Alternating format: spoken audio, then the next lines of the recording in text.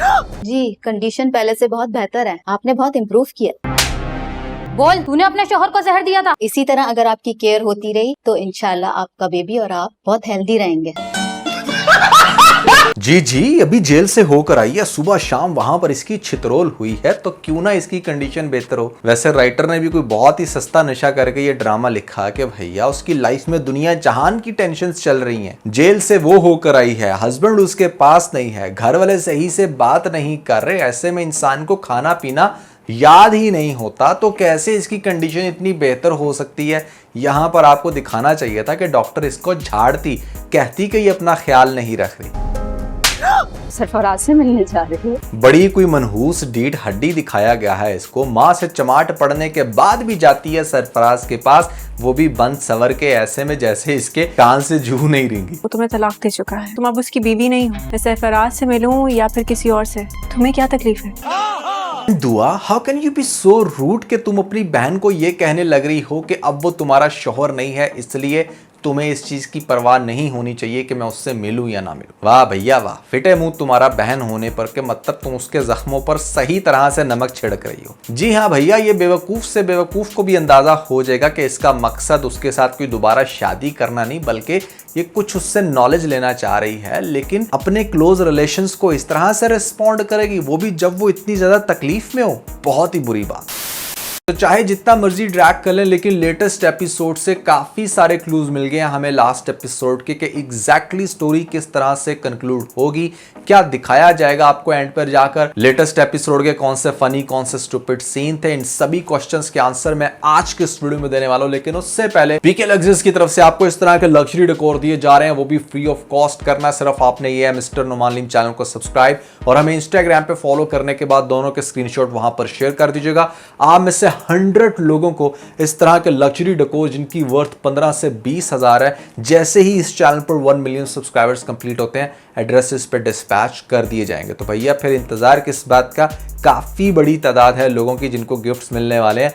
Channel को subscribe करके और फॉलो करने के बाद इंस्टा पर हमें स्क्रीनशॉट भेजना मत भूलिएगा। PK Luxus. We don't sell crap. क्या वो कभी मुझे धोखा दे सकती है? इसके बारे में मैं क्या कह सकता हूँ सर? अब तो सच बोल दे भाई। फिटे मुंह इस जाफर कैरेक्टर के कि समझ नहीं आई कि ये किस तरह का लॉयल सर्वेंट है जिसको दिखाया गया है नौशेरवा के इतने क्लोज, बजाय इसके कि तूने अपनी इन मनहूस आंखों से देखा है कि कैसे कशमाला जो है वो अपने कंगन उतार कर दे रही है और वो ही इस सारे मामले की जड़ है। तो सब कुछ खुलकर बता। जैसे तेरी बीबी साईं कशमाला है, वैसे ही दुआ, तो तू किसी एक की साइड क्यों लेगा भाई? घर में तो तेरे आटा डाल रहा है नौशेरवा, तो तुझे सच बोलना चाहिए ना। एक तो पता नहीं ये मनहूस मारा कहां पर गायब था पिछली 2 एपिसोड से, लेटेस्ट एपिसोड में भी सबसे लास्ट में वारिद हुआ और आकर सिर्फ खून जला कर गया। इसके बारे में मैं क्या कह सकता हूँ? कैन यू इमेजिन कि जाफर और नौशेरवा की वो टीम दिखाई गई है जिन्होंने झट से इस बात का अंदाजा लगा लिया था कि कैसे फरहा ने इनको पागल बनाया, और वो शादीशुदा भी है, उसके यहाँ तक के बच्चे तक को लेकर आ गए थे। इतनी डीप कंट्रोवर्सी जब आपने रिजॉल्व कर ली, तो भैया यहाँ पर तुम लोग क्यों नहीं फिगर आउट कर पा रहे कि जहर किसने डाला था, वो भी तुम्हारे अपने ही घर में, इतने सारे गार्ड्स के दरमियान, और ख़ास तौर पे यहाँ पर बॉडी लैंग्वेज को तुम लोग नोटिस नहीं कर पा रहे। ये नहीं समझ पा रहे कि अगर दुआ सरफराज से मिल भी रही है तो उसके पीछे मोटिव क्या है। ये आकर इसने बता दिया कि हाँ हाँ आप ये बिल्कुल ठीक कह रहे हो, दुआ जो है वो सरफराज से मिल रही है। एक अजीब ही पसूड़ी डाल दी इस ड्रामे के अंदर, इसको चूहे बिल्ली का गेम बना दिया। इनफैक्ट मैं ये कहूँगा कि पिछली 4-5 एपिसोड्स में जो स्टोरी आपको दिखाई जा रही है, इन लोगों ने इस ड्रामे का स्टैंडर्ड बहुत ही ज़्यादा गिरा दिया। और आप लोग ये सोच रहे होंगे कि आखिर क्या वो रीज़न है कि जिसके चलते फिर भी इसको 1 घंटे के अंदर 4 मिलियन व्यूज़ आ जाते हैं। तो उसके पीछे रीज़न सिर्फ और सिर्फ इरिटेशन है। जो लोग अभी भी ये ड्रामा देख रहे हैं वो सिर्फ ये जानने की कोशिश कर रहे हैं, क्योंकि साइकोलॉजिकली वो बहुत बुरी तरीके से हिट हो चुके हैं। वो किसी भी तरह से बस कशमाला का वो सीन देखना चाहते हैं कि जहां पर उसकी तजलील हो रही हो, वो दुआ का सच सामने आता हुआ देखना चाहते हैं। वो ये देखना चाहते हैं कि सरफराज किस टाइम जेल में जाएगा और वहां पर जाकर सड़ेगा। ये सारी चीज़ें देखने को जब इतनी बड़ी आवाम बेताब है, तो वो एक एक सीन बैठकर गौर से देखेंगे। और यूट्यूब का एल्गोरिथम ये नहीं देखता कि भैया कोई इंसान इरिटेशन की वजह से बैठकर देख रहा है या फिर इंजॉय कर रहा है। अगर वॉच टाइम ज़्यादा पड़ेगा तो यहाँ पर व्यूज़ ज़्यादा पड़ेंगे, एंड दैट्स द रीज़न कि इस ड्रामे को मैसिव सक्सेस मिल रही है तेरे बिन की तरह। अब यहाँ पर लास्ट एपिसोड में जाकर बहुत ही ज़्यादा चीज़ें इंटरेस्टिंग होंगी। अब हम उसको 1 बाय 1 डिस्कस कर लेते हैं। सबसे पहले तो भैया दुआ का मोटिव क्या है यहाँ पर सरफराज से मिलने का। भैया मोटिव बहुत क्लियर है, वो ये बात जान चुकी है कि वो घी सीधी उंगली से तो नहीं निकाल सकती, तो उसको टेढ़ा होना पड़ेगा। बदनाम तो हो ही रही है सबके सामने, अपने आप को सच्चा साबित करने के लिए उसको सिर्फ एक ही लाइन आती है कि आप गलत समझ रहे हैं, मुझे गलत समझ रही है, ऐसा कुछ नहीं है। बजाय ये कि तू कोई जस्टिफिकेशन दे या तू कोई लॉजिक की बेस पे बात कर। ऐसे कैसे कि तू सरफराज से दिन दहाड़े मिलती है और फिर सबको ये कहती है कि प्लीज़ आप गलत मत समझे, प्लीज़ मेरा मकसद ये नहीं था, वो नहीं था। अरे बीबी तेरा मकसद था क्या, फिर तू वो भी तो समझाया कर ना। तो खैर सीन अब कुछ इस तरीके से है कि इसको बेचारी को इतना मासूम दिखाया गया है कि फाइनली यहाँ पर हो गया थोड़ी सी चालाक, और इसको ऐसा लगता है कि सरफराज अगर मुझे धोखा दे सकता है, जो कि दुनिया में किसी को सरफराज नामी बंदे धोखा नहीं देते, तो क्यों ना मैं इसको धोखा दूं, क्यों ना मैं रिवर्स इंजीनियरिंग करूं, यहाँ पर अंडरस्टैंड करने की कोशिश करूं कि मामला है क्या। एक बात तो उसको बहुत क्लियर है कि ये जो कुछ भी हो रहा है ये कशमाला और सरफराज की मिली भगत है, इसीलिए वो कशमाला के क्लोज तो हो नहीं सकती क्योंकि उसने किसी भी तरह से उसको खुद से दूर करना है। तो सरफराज के क्लोज हो सकते हैं क्योंकि वो मर्द ज़ात यहाँ पर किसी भी टाइम बेवकूफ़ हो सकता है, क्योंकि बड़े बड़े बादशाहों ने अगर अपने तख्त खो दिए तो फिर ये किस खेत की मूली है। अब यहां पर जाती है उसके पास ये सच उगलवाने के लिए, अंडरस्टैंड करने के लिए। पहले उसको कॉन्फिडेंस में ले लिया इसने कि हाँ मैं तुम्हारे साथ शादी करूंगी, फिर दूसरी मुलाकात में उससे ये बात समझने की कोशिश करेगी कि अच्छा उसके प्लान्स क्या हैं।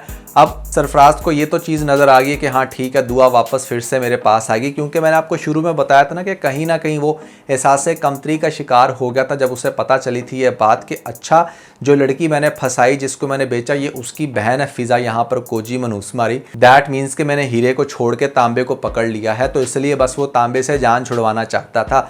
अब वो दुआ से शादी करना चाहता है, वो दुआ को अपनी लाइफ में लाना चाहता है, बट बहुत सारी दौलत के साथ, क्योंकि एक तो दुआ उस इंसान की बीवी रह चुकी है जो इंसान बहुत ही ज़्यादा रिच, तो इसको ऐसी फीलिंग आती है कि हाँ अगर उसने इसको चूज़ किया था तो कुछ तो स्पेशल है इसके अंदर।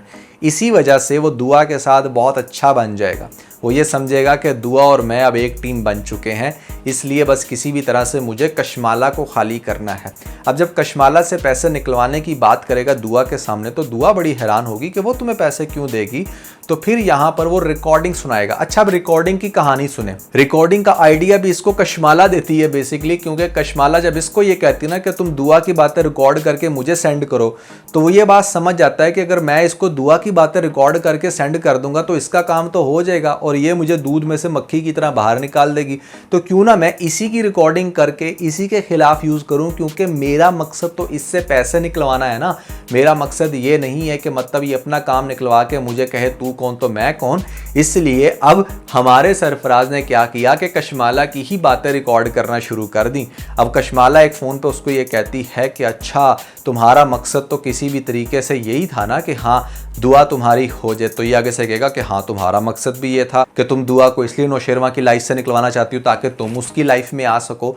तो ये बातें जब वो सारी रिकॉर्डिंग में हैं उसके पास, तो ये बातें वो सुनाएगा दुआ को। अब दुआ मतलब ऊपर से तो वो यही फील करा रही है कि हाँ सरफराज मियां मैं तुम्हारे साथ हूँ, बट एक्चुअली में वो भी बेचारी सबूतों की भूखी है। तो जो रिकॉर्डिंग ये चला रहा है ना, मुझे कहीं ना कहीं ऐसी फीलिंग आ रही है कि इस पॉइंट पर ये वो सारी रिकॉर्डिंग अपने मोबाइल में री रिकॉर्ड करने लग रही है। एक तो वो ये वाली रिकॉर्डिंग लेगी और इसके बाद भी बहुत सारे ऐसे प्रूफ ले लेगी जिससे ये बात क्लियर हो जाएगी कि एक्चुअली में जो जहर डाला था उस खाने में वो किसने डाला था। वो यहाँ पर डाला था कशमाला ने, और ये कशमाला अपनी ही आवाज़ में बोलकर बताएगी सरफराज को, और किसी तरीके से सरफराज वो बातें सुना रहा होगा जब दुआ को, तो दुआ रिकॉर्ड कर लेगी या दुआ उसको अपने पास रख लेगी। ये भी हो सकता है कि यहाँ पर दुआ ये कहकर उससे ये रिकॉर्डिंग ले कि मैंने किसी भी तरह से नौशेरवा को झूठा साबित करना है, फिर ही मैं डिवोर्स लेकर तुम्हारी लाइफ में आ सकूंगी ना। तो वो उसको डायरेक्टली रिकॉर्डिंग भी सेंड कर सकता है, जिसको बड़े अच्छे से यूज़ करेगी हमारी दुआ।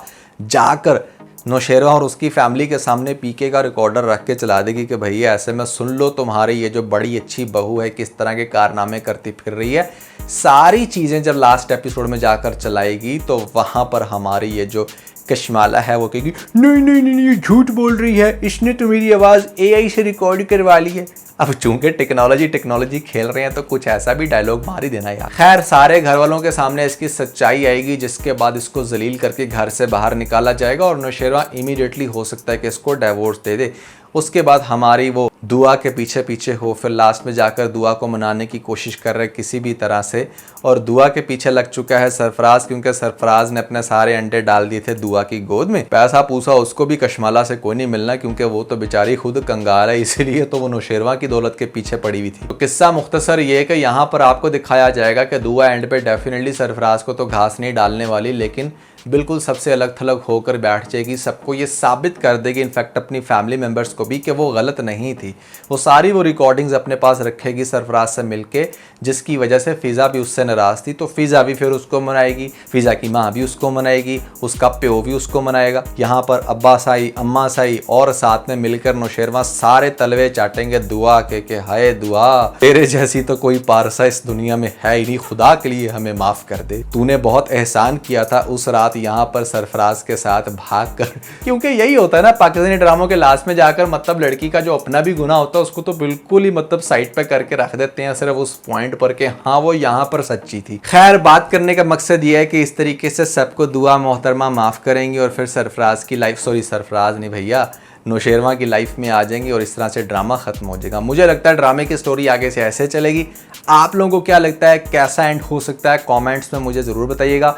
और ये भी कि कौन सी ऐसी चीज़ है जो आपको इस ड्रामे को लेकर काफ़ी अट्रैक्ट कर रही है, आप लोग बहुत ज़्यादा मिलियन में व्यू दे रहे हो, ताकि हम उसी चीज़ को टारगेट करके डिस्कस करें। अगर आप लोगों ने हमारा लेटेस्ट व्लॉग नहीं देखा तो ऊपर आपको लिंक मिल जाएगा, जल्दी से लिंक पर क्लिक करके वीडियो देख के अपना फीडबैक मुझे ज़रूर दीजिएगा।